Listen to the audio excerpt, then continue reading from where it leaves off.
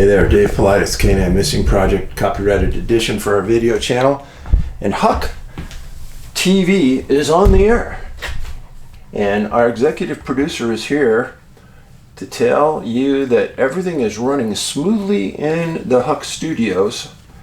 And she's very happy that you are here with us. And hey, she just wants scratches and loves, and she's a good girl. Yeah, she's a good girl. Yeah, shake hands. Can we shake? Oh, that's a good girl. All right. So, yes, a good girl. Okay, she made her appearance. She's happy. She goes, okay, now I'm done. So, we will get on with the show. And this is a show about missing people. A missing persons broadcast. Thanks for being here. And this is probably the best time to be in Montana. The crowds have gone home. We got weather in the mid 70s. It's beautiful outside. And I'm happy to be here. Now, because it is September, hunting season is around the corner. And I know we have a lot of hunters watching us. Friends, in my books that I've written about missing people, and I've written 11 of them, they're filled with missing people. One book specifically just about missing hunters, missing 411, the hunters. None of those people thought that they were going to disappear. None. So, hunters don't stay on trails. They get off the trail, they hike through mountains. If you're hiking through a mountain, friends, and you're way off the trail and you break your leg, I can tell you from somebody who's broken their leg twice, different legs, different times, you won't be able to move if you break your tib fib. No, you won't be able to move because the pain will be out of this world. And unless you have a signaling device, you're dead. Chances are of somebody finding you are almost negligible. That's why you carry a personal locator beacon. Personal locator beacon. They're about $300 on Amazon. Go and read the reviews. People always ask me, Dave, what do you carry? Well, it's irrelevant. I don't get paid to tell you what I carry. And all of the devices work the same, except there are devices where you have to pay a monthly fee. And there's other devices like what Angie and I carry, where you activate it, it sends a message that you need help and they come.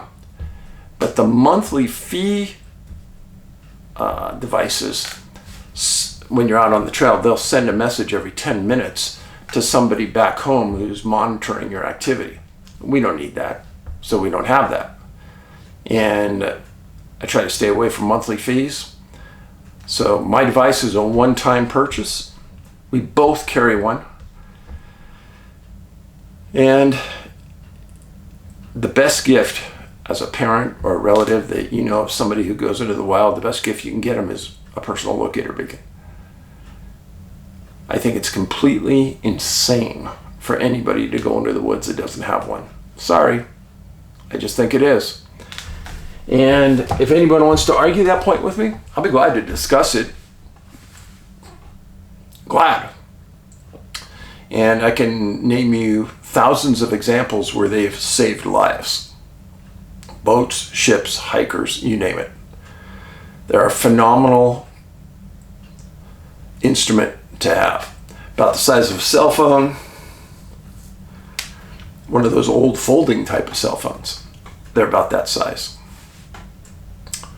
All right, let's get on to missing people. As we get into this hunting season this year, there's going to be several hunters that go missing. And I can tell you that for a fact, because looking back over history the last 150 years, it's been very consistent. People go missing, people aren't found, relatives are disappointed, relatives are sad. weather will play an issue. It's not that I can foresee the future. It's just rationally looking at the past and then looking into the future, nothing's going to change. There's a lot of people up here in Montana say that it's going to be an early winter. And the elk herds are down in the valley, which is really weird. Bears are down in the valley, really weird for this early in the season. And something's going on. Temperatures are dropping early. So I think some of the thought patterns might be right. Now, before I forget, I've got to say this because MontanaCon, last push for big tickets. We have about 20 tickets available.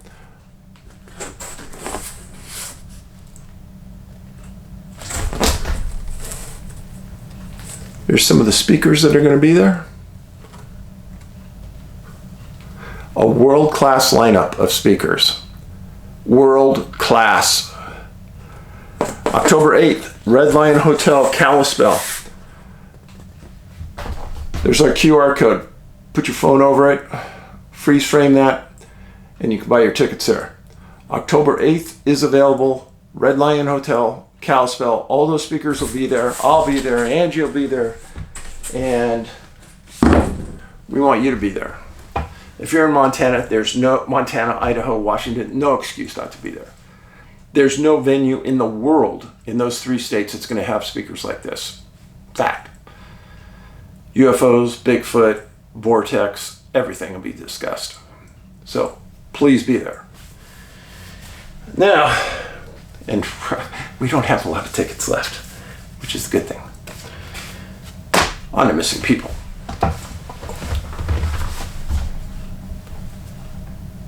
Just within the last month, there's been several people that have disappeared.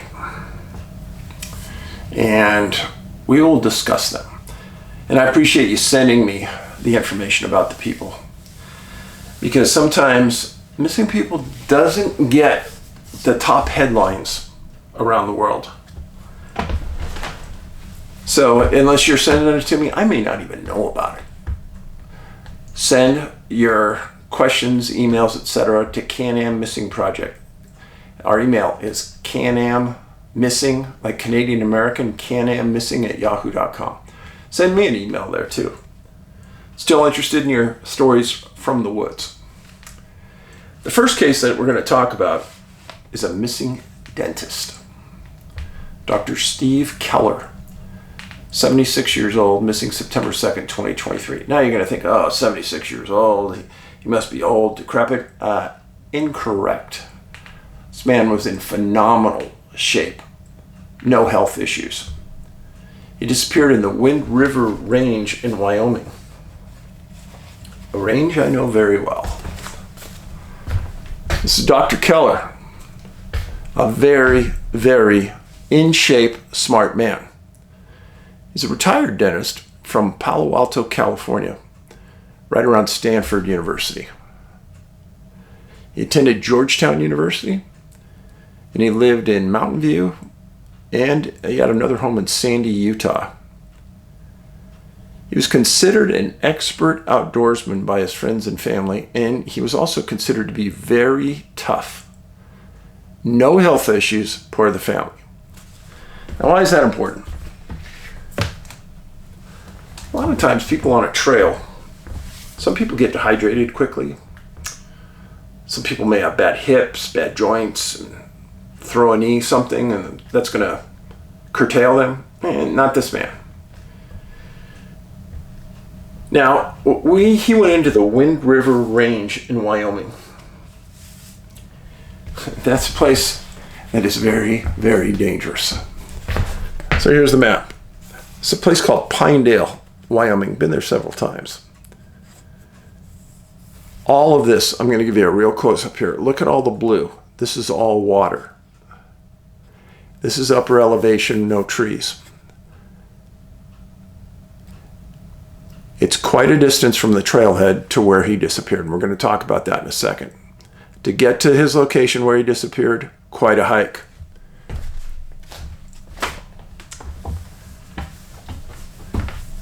So the location of the incident, the Wind River Indian Reservation. And I can tell you that not many people disappear on Indian reservations that are not Native Americans. But this is so remote, so far in the middle of nowhere, that a lot of people disappear in this area. And I've talked about them over the years, and I've written about many of them. Now, he was hiking and camping with friends, and they were staying at a place called Steamboat Lake. You can look at it online. And one of the mornings he woke up and he told his buddies that he was going to take a day hike to Dead Man's Lake. Yeah, I know, Dead Man's Lake, not the place with the right name to go to. His friends stated that he didn't take his day pack. But his family said that over the years he had done this specific hike 12 times. He didn't return from the hike, and friends later contacted the Fremont County Sheriff. Now, understand, this is Steamboat Lake. This is Dead Man Lake. It's about 1.5 air miles point to point. Not a long distance, not an extremely tough hike. Keep that in mind. And keep it in mind, he's done it 12 times. He knew that area, probably like you know the area to the store. Now, from the trailhead to where Steve started his hike was 17 miles to Steamboat Lake. Hundreds of small lakes are in that area. Now, why is that important? Well, if you're a follower, you know what I say about this.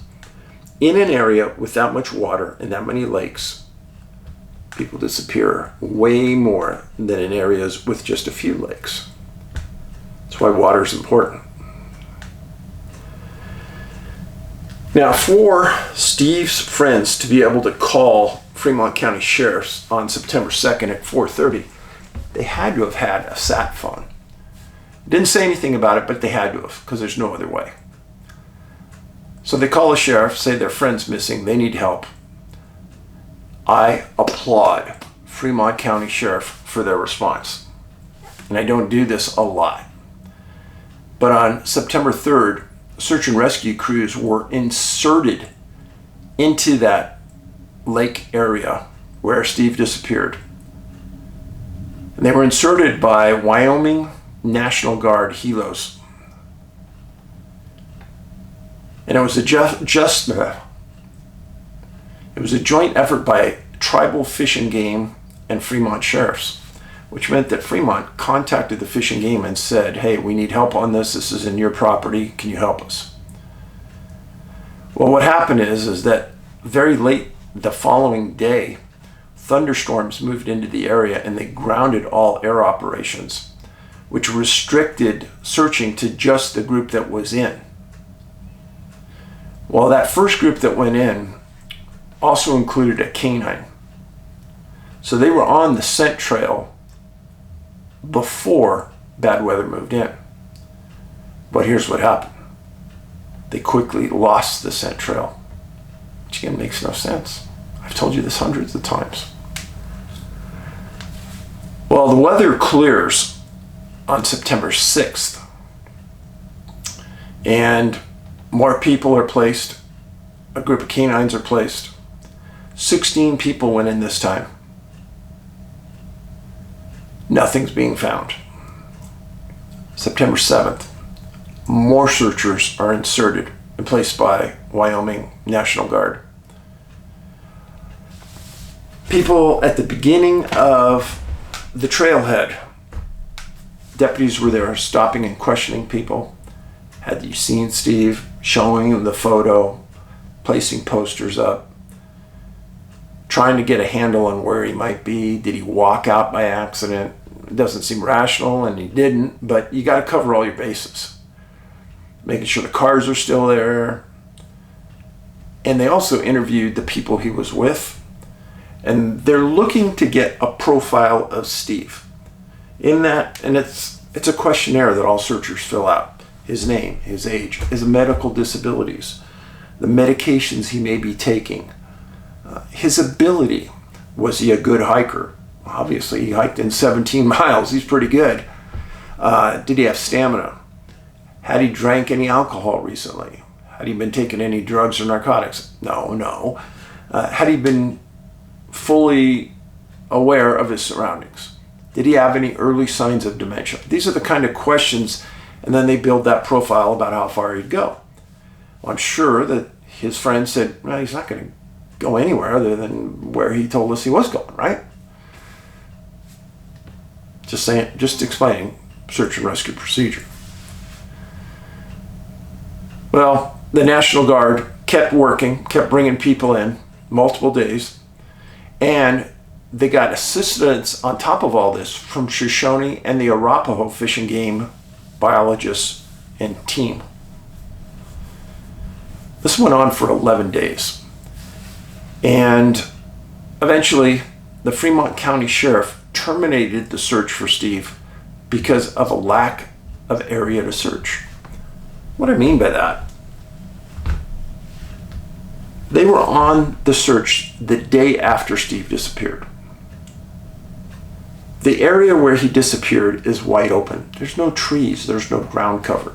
You can cover the area really well with a helicopter with FLIR, because anything that emits a heat signature is going to show up on the FLIR. Well, they're flying it. They're not finding anything. So Steve's group last camped at Steamboat Lake. This is 35 miles northwest of Lander, Wyoming. Why do I bring that up? I worked a case where a young lady disappeared while she was laying out a road race up above Lander. She worked for a sporting goods store. And the following weekend, they were having a big race, and she was laying out the path. She was by herself, parked her car on the side of the road. She disappeared. I went to the exact spot with Angie, parked our car, walked around, and got the creeps right away. I can't tell you why, but I stopped on the side of the road, and I looked where her car would have been parked, and I looked to the right, and I was stunned, because there is a huge swamp and bog right next to where she disappeared.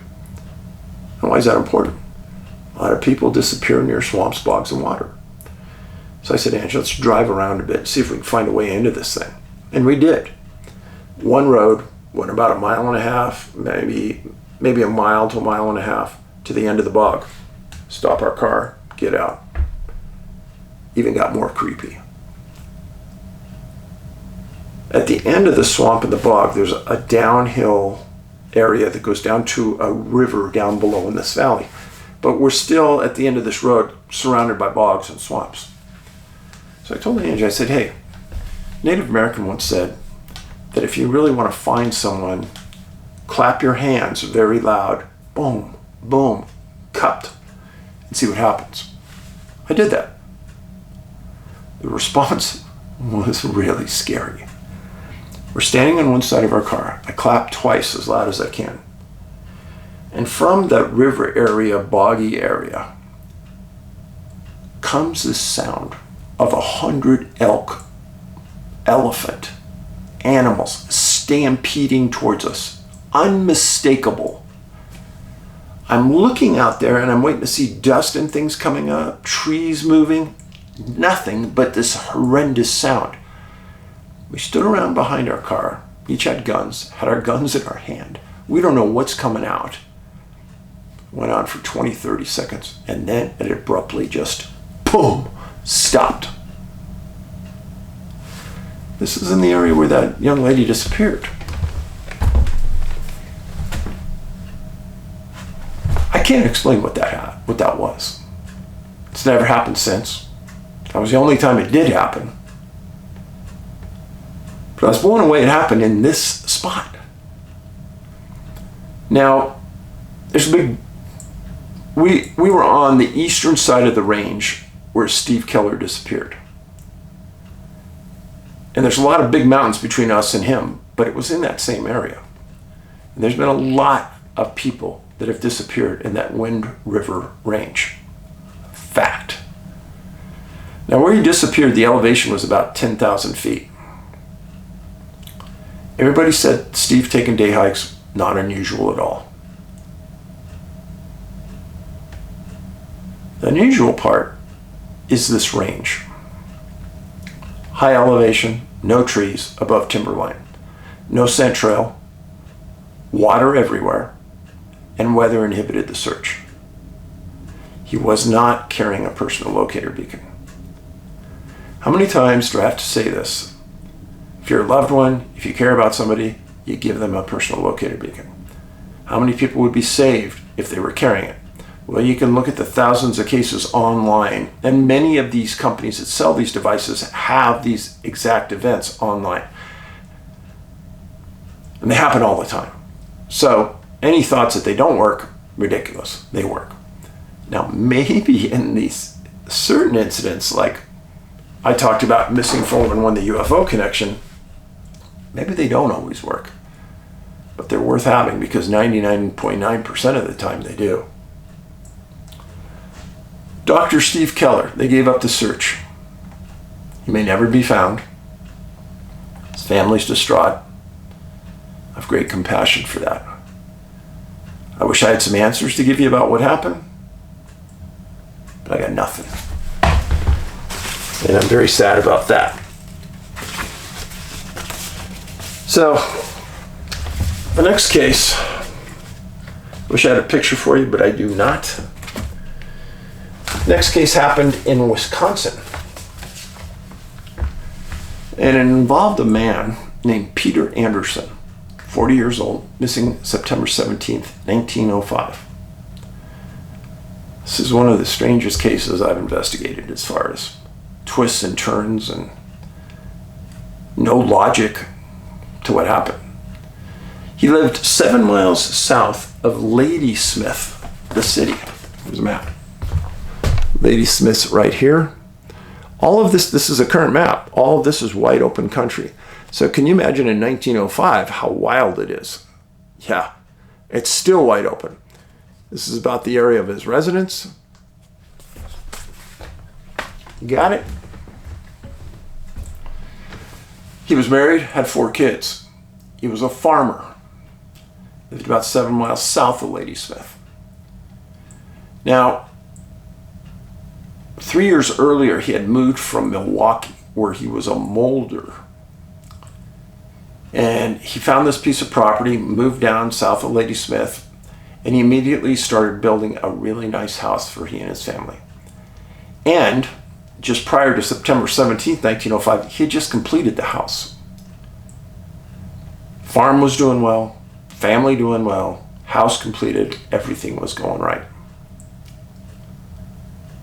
Peter knew his farm and the area around it like you know your neighborhood. Farmers know their property intimately. Well, on September 17th, he told his family that he was going to go out and check on the crop, and he would return in an hour or so. Well, he didn't, and the family started to get concerned. They all got together, walked the perimeter, called his name, nothing. They contacted a neighbor. That neighbor contacted other neighbors. And by that night, they had about 50 people going through the farm, surrounding properties, calling Peter's name. For what it's worth, Peter was Danish. Well, pretty soon the word spread throughout Ladysmith that Peter was missing. And on September 18th, men started to show up from throughout the countryside, and they were searching. Now, this search area included a lot of cranberry bogs. If you don't know what those are, look them up. Tough area to search. They're not in this area, they weren't very deep. But they were searching cranberry bogs. By September 20th, Peter's brother, a man named Anton, also from Milwaukee, had heard about his brother's disappearance and had come in response to help in the search. He was there organizing. He loved his brother. He loved his brother's wife and kids, and he was there to help. By September 22nd, there were 100 searchers on site doing a systematic walkover of the property in the surrounding area. Many of the people believed on the 22nd that they needed bloodhounds, and a word was put out into Ladysmith that if anyone knew of any bloodhounds, search dogs, to have them respond. Well, in 1905, word doesn't spread like it does today on the internet, and it took a while for people to get that word out and for others to hear about it. 8 days later, September 30th, searches had gone on, searchers were exhausted, the perimeter had continued to move out, but on the 30th, a man named D.W. Kuhn from Superior arrived with 2 bloodhounds. And the bloodhounds had found a lot of people in the past. He was very confident in his dogs. He arrived late in the day, but he said there's 3 or 4 hours of sunlight. Let's start searching. He went out, put his dogs on a scent trail of Peter's pillow and his shoes, other shoes he had had. And within 2 hours, one of Mr. Kuhn's dogs disappears. Now, I have read thousands of search and rescue reports. I have never heard of a search dog disappearing. Now, granted you, I'm sure it's happened, but personally, I've never read about it. So this is strange. So the dog disappears. Now, Mr. Kuhn is not only looking for his dog, which is valuable, but he's also looking for Peter. What happened? How could this happen? He searches into the middle of the night. He still has 1 dog. He comes back, spends the night, wakes up the next day, and goes right back at it again. Searching for his dog, searching for Peter. And he's got other people with him, and they keep moving out and out. They're looking for any evidence of what might have happened. Nothing. There's no wild game in the area. They're not finding anything. Well, by the 10th of October, the general consensus in the community was that Peter was deceased. Mr. Kuhn returned to Superior, minus 1 dog, unable to find Peter. Antoine went back to Milwaukee and said he'd keep in touch with his family. Essentially, everyone in the area sort of believed that this was the end. Everyone was sort of giving up. But it had been almost 3 weeks and they hadn't found anything. Then on October 11th, a woman living in a remote section near Ladysmith claimed there was a man watching her and said that the man had a dog with him. She couldn't describe the man and she couldn't describe the dog. But searchers got together the following day on October 13th and went out to the woman's farm and started to search around. They found some tracks that some believed might have been Peter's shoe print, but they weren't sure. And they found some tracks of what they believed to be a dog. They called, they searched, they found nothing else. October 14th. A clairvoyant contacted a reporter and gave a reading for the family. Drew a map about where searchers supposedly might find Peter. Well, the searchers in Ladysmith knew the exact area she was drawing about, and they went out. What did they find? They found an old hunter's campsite. That's pretty interesting to me. Now, if this woman wasn't from the area and she drew a map, maybe Peter was staying there at some point, but they said that there was no sign that anyone had been there lately.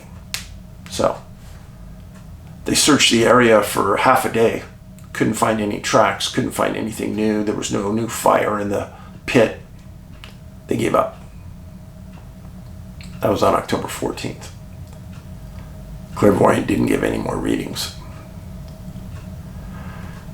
3 days later, October 17th, the Danish Brotherhood of Milwaukee, which was an organization that Anton when Peter lived there, belonged to, posted a $100 reward, dead or alive, of Peter Anderson. The hope was to get people staying in the outdoors, looking for one of their brothers, hoping to keep the interest alive. And friends, $100 in 1905 was a lot of money. And it did keep people out there, and they looked. Now, by this time, the weather was starting to change in Wisconsin. It was getting cold, rainy.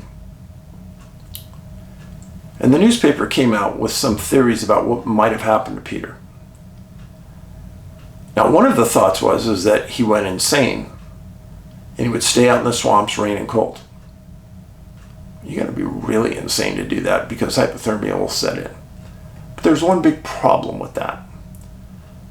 Peter's family said that he had never showed any mental health issues, that he hadn't been depressed, that he'd just finished his house, his farm was good, family was good. There were no issues for this to happen. So they couldn't understand why somebody would even say that.